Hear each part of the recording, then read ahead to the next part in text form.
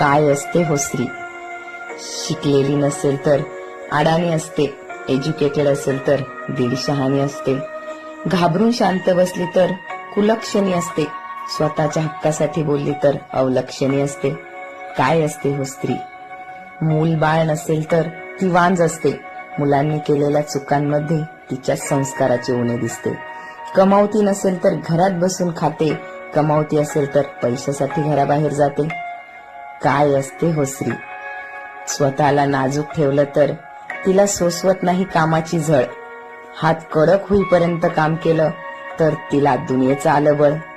घरातील काम केलं तर ती मोलकरी नसते, बाहेर कामाला गेली तर ती चरित्रहीन असते. काय असते हो स्त्री? ती आधी गेली तर भाकरीची पंचायत पडते, नंतर गेली तर संसाराचा गाडा एकटी सोडते. परपुरुषासोबत बोलायला तिला मुभा नसते, कारण विधवेवर समाजाची संशयी नजर असते. काय असते हो स्त्री? साधी राहिली तर समाजासोबत चालत नाही, फॅशन केली तर संस्कृती जपत नाही. एवढं सगळं सहन करूनही तिच्या चेहऱ्यावर समाधान असते.